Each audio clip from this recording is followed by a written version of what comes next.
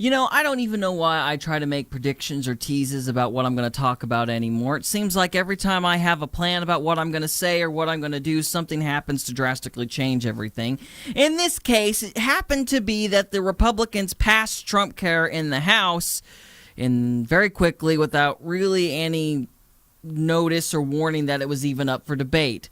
So I thought the thing had been killed, but apparently it's risen from the dead to torment us all once again. So ladies and gentlemen, my name is Gary Varner, this is Renegade Reason, and today, Trumpcare passed in the House. Shit! So let's get into it.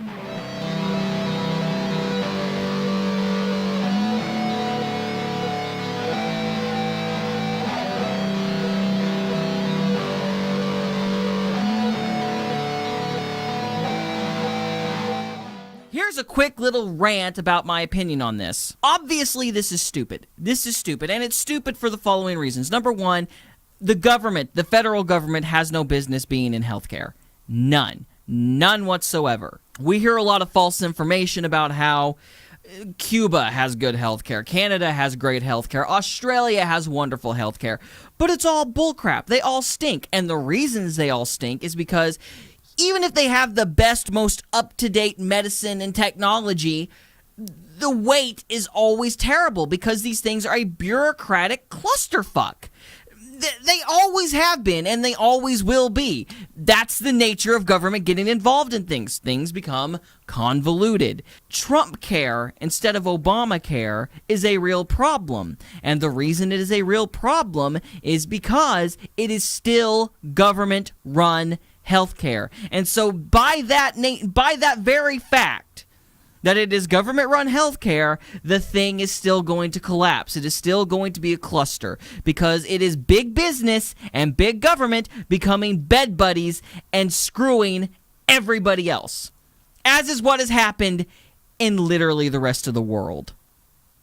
I suppose I should take this minute to talk about Jimmy Kimmel's story that he gave a couple nights ago in light of this debate, talking about how his baby has a pre-existing condition and government health care was a big thing to help. And he was very upset that Trump was wanting to cut certain programs, but the Republicans were denied that and so on and so forth. We don't know what they replaced it with. See, 2 days ago, literally 2 days ago, they were still fighting about this, and so that's why I wasn't really paying attention to it. And then all of a sudden, there's been a deal, and now it's passed through the House, and it's going to the Senate. I mean, we don't know what's going on, at all. But anyway, so he talked about his kid. He talked about his kid having some sort of heart murmur, a heart condition, and government health care helping his kid out, and that's great. The problem with this argument, though, is, A, there are plenty of private institutions that help children. I mean, I had surgery when I was a young kid, and the Shriners helped me. It's not like the government's the only entity out there. So that's A. B, it is not the government's responsibility to help people. It is the citizens' responsibility. And I know we don't like to talk about that, but us as individuals, we have an obligation to help our own communities. And one of my biggest problems with this benefits culture that we have is that it requires everybody to go to another authority to deal with your problems. I'm going to tell you a story that is personal to me, but it means a lot. When I was younger, one of the things I was taught, and I don't know if Dad taught me this or somebody else taught me this, but I grew up with the impression that when you saw somebody else, you didn't just defend yourself when you were being bullied. When you saw somebody else being bullied, you had an obligation to go help that kid. You had an obligation to try to help the defenseless. You had an obligation to help each other. And what they taught us in school instead was, no, you don't go help that kid. You go to a teacher. You go to an authority. And of course, the authority never did anything, and then the kid kept getting beat up the next day.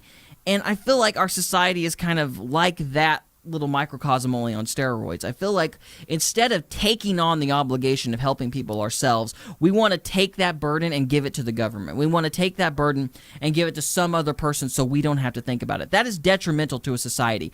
We as a community have an obligation to help each other and to be responsible for each other. And this is my big problem with this taxing everything and then just letting somebody else do it. Because A, it's fundamentally stupid to think that you can give all this money to the government and expect it all to come back and go to where it's supposed to go. B, it gives you an excuse to be apathetic. It gives you an excuse to not care. And you should care. You have to care. We have an obligation to care about each other. We can't just throw money at problems and then ignore them. And I feel that's what healthcare represents. I feel like that's what all these benefits programs and all this hand-me-out culture, I feel like that's what it does to us. It's not that I don't care about the sick. It's not that I don't care about babies or whatever. It's that I feel like this gives us an excuse to be apathetic and a little self-righteous. And so I can only reiterate what I said before. I'm not for this Trumpcare thing. I don't think it's a great plan. I think what needs to be happening is the whole thing needs to be go to the free market. And hell, I'm gonna steal from Joe here and copy his idea. If the federal government wanted to really fix this, all it would have to do is go, okay, we don't want to deal with this anymore. Just every state's responsible for its own health care. Every state understands the needs of its individual people rather than the government understanding the needs of everybody else. So let's just divvy it up to the states, and all the states can do what they want, and we can just see what works. And everybody can adapt as time goes on. If they would do that, if they would adapt to that, things would get better in a day. But they're not going to do that because we all know that, as I've said before, this is all pretense. Nobody cares about the kids. Nobody cares about the sick or the elderly. All this is about is making sure insurance people get their money, making sure these politicians get their cutbacks, making sure people get rich off other people's tragedies. That's all this crap is ever about, and that's all it's ever going to be about. And until we figure that out, this crap is just going to continue.